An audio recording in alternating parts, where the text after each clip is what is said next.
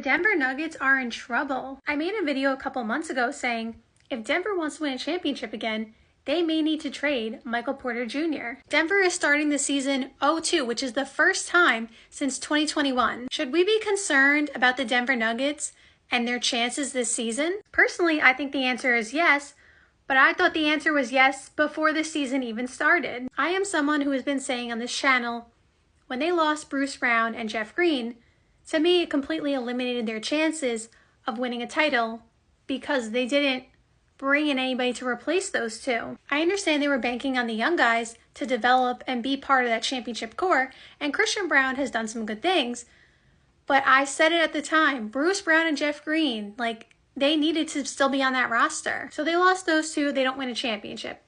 And then you go into this summer and you lose KCP, who is one of their most important players. I was already baffled, again, that they let Bruce Brown and Jeff Green go, but fine, it is what it is. You won a championship that year, and you thought that you could still win without those two. But seeing what happened last year, and I'm not saying that it's all their fault, because maybe, for example, KCP just said, I want to leave. So I'm not saying they didn't try to offer KCP a contract, but the fact that now you lost KCP, and you, again, didn't do anything to bolster the bench. Yes, they brought in Russ, and it'll take some time for him to obviously, get some chemistry with the guys. And you're, again, expecting and hoping Christian Braun takes another step forward. Peyton Watson, all players who are talented and have potential. But this team is, in some people's eyes, supposed to win another championship right now. And it's really hard, like I said, last year when they, let go of Bruce Brown and Jeff Green, it's really hard to expect those young guys to be ready to contribute in that way. And I'm still saying the same thing because it's the same concept. If you watched the game today, you know that all the starters, again, everyone doesn't love plus minus, and correct me if I'm wrong, but I'm pretty sure all the starters were a plus in the game, and everybody on the bench was a minus. And that doesn't mean players off the bench didn't do some good things to help them have a chance to win. Like I said, plus minus is not a tell-all stat, but it's just the fact that when Jokic is not on the floor, they really struggle. And some people agreed with that, some people disagreed with that. I wasn't saying that they 100% needed to trade him because, again, given what he is, it depends on what they would get back. But my whole point was his contract is large enough to trade him for, a star quality player because of the size of his contract and the fact that he is young enough and still has enough potential for a team to want to trade for him. He's not 21, but he's 25, 26. So he's still just entering his prime. And since he's gotten healthy from the back surgeries, he has stayed healthy. So given that, I felt like he is someone who they could trade and actually get value back. And I was saying you trade him for not even a star, like I said earlier, although you could do that. But I was saying in that video, you trade him for two players. So you get someone to start and someone to come off the bench. So you're just adding depth to the team because they really, really need some depth. So I say all that to say, not that I try to call for players to be traded, but I think that Michael Porter Jr. being on the trading block may be more relevant than ever if they are committed to winning a championship this year.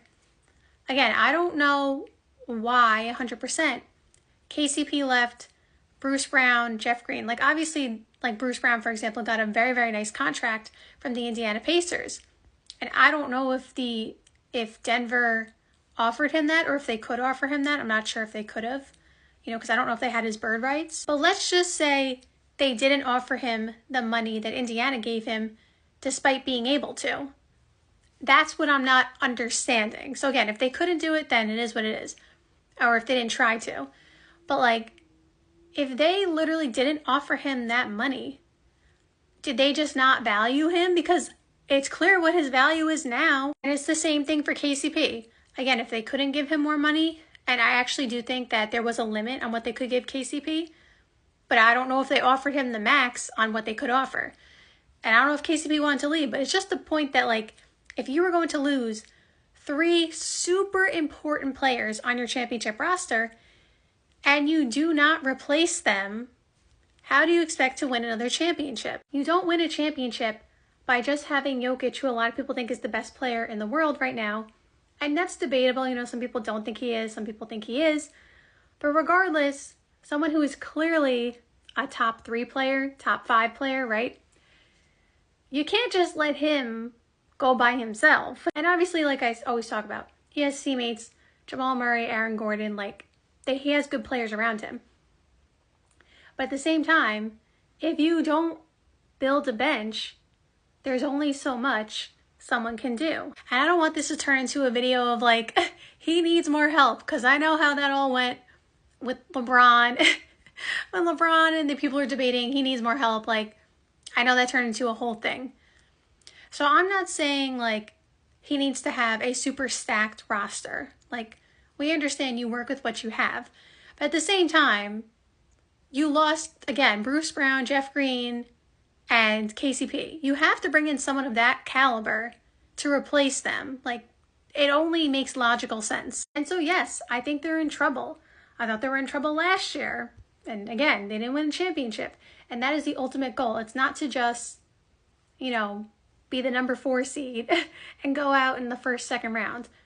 And that's a whole nother argument. Like, the whole Giannis thing, like, success is determined differently. And I get it. You can't win a championship every year. And I'm not saying that they didn't do some good things last year and that they shouldn't be proud of what they did. But their goal is to win a championship. And if you are not making sure your bench depth is there, you can't be mad at the results when you don't win a championship. And we saw the report over the summer that there is some kind of, you know, conflict between Mike Malone and the front office. And when I talked about that, I said, I don't have any information, so I don't know exactly what the conflict is from. But I literally said, based on just my opinion, I thought that it was probably based on them having a debate on signing or keeping or paying players. And I don't know if that's true. I have no facts to back that up. I was just saying, based on the report and the way that the, you know, roster has been shaping out since they won the championship, to me, it felt like the conflict is probably either the front office doesn't want to pay these players, and so that's why they keep leaving, and Mike Malone is like, we need to pay them so we have depth. Or I said maybe it's the other way around, where Mike Malone is saying we need to get this certain player, and the front office maybe said we want to keep Bruce Brown, and they were trusting Mike Malone's insight, and then it didn't work out. I don't know which way it's going, and I don't know if that's 100% what it is.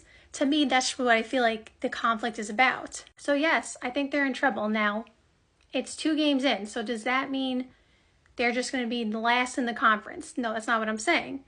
They could still make the playoffs with this roster. Like, they could still be a top 5 seed. I had them number 5 because I thought, you know, Jokic and Jamal Murray and Aaron, like, their starting lineup is enough to get some wins. Although the West is loaded, so we see 0-2 already. Maybe they'll be closer to the bottom of the, you know, playoff standings. But regardless, I think the roster has enough talent to at least, you know, be somewhat competitive to make a playoff spot. But if your goal, again, is to win the championship, then yes, I think there is a panic button being hit, or should be hit, because I don't think this roster has enough. And so I think they should be looking to make a trade. And I don't know who that's for. Again, maybe it's Michael Porter Jr., maybe it's somebody else who becomes available, but I would start looking.